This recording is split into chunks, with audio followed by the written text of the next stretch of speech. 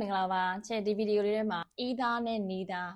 ဒါမှမဟုတ်အတန်ထွက်က either or neither နှမျိုးလုံးမှန်တယ်နော်အဲ့နှစ်ခုလုံးရဲ့သုံးအစုံလေးကိုရှင်းပြပေးမယ်နော်ကျွန်တော် either neither လို့ဆိုရင်နှစ်ခုနှစ်ကောင်နှစ်ယောက်ဒီမှာသုံးတယ်ပေါ့လူနှစ်ယောက်ဖြစ်မယ်ပစ္စည်းနှစ်ခုဖြစ်မယ်အရာဝတ္ထုနှစ်ခုဖြစ်မယ်ရွေးချယ်စရာနှစ်ခုဖြစ်မယ်အဲ့လိုနှစ်ခုလည်းပဲရှိရနှစ်ခုထက်မပိုဘူးအဲ့လိုဆိုရင် either neither ကိုသုံးဖို့စဉ်းစားရမယ်ပေါ့နော်ဥပမာဆိုတော့ there are two answers here but either answer is correct မှာဆိုရင် answer အဖြစ်နှစ်ခုပဲရှိတယ်နှစ်ခုတွေကတစ်ခုမှန်တယ်ဆိုရင်ကျွန်တော် either answer is correct လို့ပြောရပေါ့နော်တကယ်လို့နှစ်ခုလုံးမမှန်ဘူးဆိုရင် there are two answers here neither answer is correct ဆိုရင်ဘယ်အဖြစ်မှမမှန်နေဘူးပေါ့နော်အဲ့တော့ကျွန်တော် either တို့ neither ရဲ့နောက်မှာ noun လိုက်လို့ရတယ်အဲ့ noun က singular noun ပေါ့နော်ကြည့်ကြရဆို off ခံပြီးလို့ရတယ် either of the answers on the website is correct ဆိုရင် website ပေါ်မှာရှိတဲ့အဖြစ်နှစ်ခုတွေက either neither ပါရင်ဆိုရင် either of the answers လို့ရေးထားပေမဲ့လည်းနောက်က answers ကနှစ်ခုပဲရှိရဆိုတာကိုနားလည်ရမယ်ပေါ့နော် either of the answers on the website is correct ဆိုရင်အဖြစ်နှစ်ခုတွေကတစ်ခုကတော့မှန်တယ် website ပေါ်မှာရှိတဲ့အဖြစ်နှစ်ခုတွေကတစ်ခုမှမမှန်ဘူးဆိုရင်တော့ neither of the answers on the website is correct သုံးတဲ့သုံးပုံစံကကြတော့ either or neither နောက်က noun လိုက်လို့ရတယ်အဲ့တော့ verb က singular နဲ့ရေးတယ်ပေါ့နော်either answer is neither answer is တကယ်လို့ကိုကပိုတိကျခြင်းနေနှစ်ခုတော့ရှိရတော့မှန်တယ်ဟုတ်အဝေးမှာရှိနေတဲ့နှစ်ခုလားသူ့ရဲ့နှစ်ခုလားငါရဲ့နှစ်ခုလားဒီ off အဲ့လိုမျိုးတိကျခြင်းနေဆိုရင် off လေးခံပေးရ neither of either of ဒါပေမဲ့ off ခံလိုက်ပြီဆိုတာနဲ့ off ရဲ့နောက်မှာကျွန်တော် determiner လို့ခေါ်တဲ့ that တို့ mine တို့ their တို့ those တို့ these တို့ဒီလိုစလုံးလေးရောလိုလာတယ်အားကြောင့်မို့ neither of the answers on the website ဆိုရင် website ပေါ်မှာရှိတဲ့အဖြစ်နှစ်ခုတွေကခုကမှမမှန်ဘူး either of the answers on the website is correct ဆိုရင်ဒီ website မှာရှိတဲ့အဖြစ်နှစ်ခုတွေကတစ်ခုကတော့မှန်တယ်ပေါ့နော်ဒါကတိကျခြင်း off လေးခံသုံးတယ်နောက်ထပ်သုံးတစ်ခုကကျွန်တော် either or ပေါ့ဒါကတော့ conjunction ဖြစ်သုံးတဲ့ပုံစံ option ရွေးချယ်စရာနှစ်ခုရှိမယ် either ရဲ့နောက်မှာတစ်ခုရှိမယ် or ရဲ့နောက်မှာတစ်ခုရှိမယ်သူက grammar တော့မှန်ဖို့လိုတယ် grammar က parallel structure ဖြစ်ဖို့လိုတယ်ပေါ့ parallel structure ဆိုတာက either ရဲ့နောက်မှာ noun ဆိုရင် or ရဲ့နောက်ကလည်း noun ပဲဖြစ်ရမယ် either ရဲ့နောက်က verb ဆိုရင် or ရဲ့နောက်ကလည်း verb ဖြစ်ရမယ် you can either stay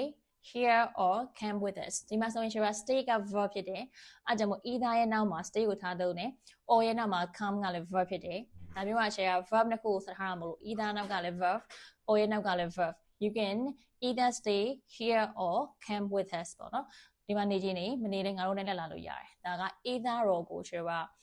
conjunction ဖြစ်သုံးတဲ့ပုံစံပေါ့နော် neither ဆိုရင်တော့ nor နဲ့တွေ့တယ် neither nor conjunction ဖြစ်သုံးတယ်ဆိုရင်ခုနချိန်ပသူလို့ပဲ parallel structure တော့မှန်မှရမယ် neither ရဲ့နောက်က adjective ဆိုရင် nor ရဲ့နောက်ကလည်း adjective ဖြစ်ရမယ် my room is neither big nor small ငါရဲ့အခန်းကကြီးလည်းမကြီးဘူးသေးလည်းမသေးဘူးဆိုရင်ကျွန်တော် neither နောက်က big ဆိုတဲ့ adjective ကိုလိုက်ထားရတယ် nor ရဲ့နောက်ကလည်း small ဆိုတဲ့ adjective ကိုလိုက်ထားရတဲ့အတွက် parallel structure ဖြစ်နေတယ် grammar အရမှန်တယ်ပေါ့နော်ဒါက neither nor နဲ့ either or ကို conjunction ဖြစ်သုံးတဲ့ပုံစံပေါ့နော်နောက်ထပ် neither either ရဲ့အသုံးကကြတော့ဒီမှာ adverb နဲ့သုံးထားတယ်ဒီမှာကကြတော့နှစ်ခုနှစ်ကောင်နေရမဟုတ်တော့ဘဲနဲ့ငါလည်းပဲလို့ထည့်ပေးရတယ် for example I am not happy ငါမပြောဘူးအဲ့တော့တစ်ဖက်ကလူကလည်းပြန်ပြောတယ်ငါလည်းမပြောဘူးဆိုရင် I am not happy either ငါလည်းမပြောဘူးဒီမှာအမားများတာက I am not happy to လို့ပြောမိတတ်ကြတယ်I'm not happy to ဆိုပြီးတော့မဟုတ်ပေါ့နော် I'm not happy either ငါလည်းမပြောဘူးအဲ့ဒါကို neither နဲ့ပြောမယ်ဆိုရင် neither am I ငါလည်းမပြောဘူးနောက်တစ်နည်းရသေးတယ် me neither ငါလည်းမပြောအဲ့နေရာမှာတစ်ဖက်ကလူကလည်း negative ကိုပြောတယ်ကိုကလည်း negative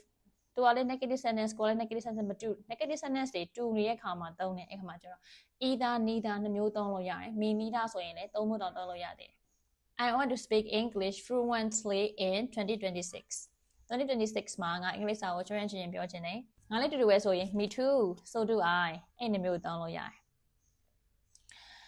အဲ့ either neither နဲ့ပြောမယ်ဆိုရင်ကြာကျွန်တော် negative ဖြစ်ရမယ် I haven't been to Peking ငါ Peking ကိုမရောက်ဘူးငါလည်းမရောက်ဘူးဆိုရင်ကျတို့စတော့စတော့မရဲ့ပုံစံက me too ကိုစဉ်းစားမိနိုင်တယ် me too ဆိုရင် grammar ရမှားပါတယ် me neither ဆိုတော့မယ် me neither ငါလည်းမရောက်ဘူးနောက်တစ်နည်းက I haven't been to Peking eitherငါလည်းမရောက်ဘူး I haven't been to Peking either neither နဲ့ပြောမယ်ဆိုရင် neither have I ငါလည်းမရောက်ဘူး neither have I ဘာဖြစ်လို့ neither have I လို့သုံးလဲဆိုရင်သူ့ရဲ့မူရင်းမှာ I haven't been ဆိုပြီး present perfect ကိုသုံးထားလို့ပေါ့နော်အဲ့အတွက် have လို့ချွတ်သုံးရမယ် I'm not going shopping tomorrow ငါနဲ့ပြန် shopping မသွားဘူးငါလည်းမသွားဘူးဆိုရင် me neither ဒါကတော့အလွယ်ကူဆို me neither တော့ကျွန်တော် verb က verb သုံးထားလို့စဉ်းစားစရာမလိုမီနီးသားပဲဒါပေမဲ့ကျွန်တော် either လို့သုံးမယ်ဆိုရင် I am not going shopping either ငါလည်းမသွားဘူး neither နဲ့ပြောမယ်ဆိုရင် neither ကိုနောက်တစ်နည်းနဲ့ပြောမယ်ဆိုရင် neither am I ငါလည်းမသွားဘူး neither am I ဘာလို့ဆိုတော့ကျွန်တော် I am not လို့ပြောထားတဲ့အတွက် happy verb က am ဖြစ်နေရင်အဲ့ am ကိုပဲရှိသွားမယ်ပေါ့နော် neither am I ငါလည်းမသွားပါဘူး neither နဲ့ either ကိုသုံးတဲ့ပုံစံတွေကသူ့ရဲ့ eight parts of speech ပေါ်မူတည်ပြီးတော့သုံးတဲ့သုံးလုံးတွေမတူဘူး neither နောက်က noun လိုက်တယ်ဆိုရင် neither either ရဲ့ function က determiner adjective ဖြစ်နေပြီးတော့ neither နဲ့ either တို့ကို either or neither nor မှာကျတော့ conjunction ဖြစ်နေတယ်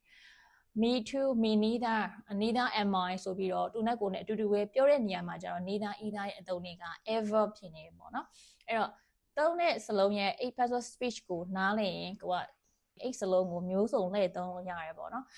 grammar ကိုနားမလဲဆိုရင်တမျိုးတည်းကိုပဲပုံသင်မှတ်ထားတဲ့အတွက်တခုခုအခြားပုံစံနဲ့လာပြီဆိုရင်မပြောတတ်တော့ဘူးအဲ့လိုဖြစ်တတ်ပါတယ်အဲ့တော့ကျွန်တော် grammar ကိုအခြေခံခိုင်သွားတယ်ဆိုရင်ကျန်တဲ့ဟာတွေလေ့လာတာပိုလွယ်လို့ယူဆထားပါတယ်။အဲ့ဒါရှင် comment မှာရေးပေးထားလို့ရပါတယ်။အချိန်ရရင်ပြန်ပြီးဖြေပေးပါမယ်ပေါ့နော်။အားလုံးကျေးဇူးတင်ပါတယ်။ Bye bye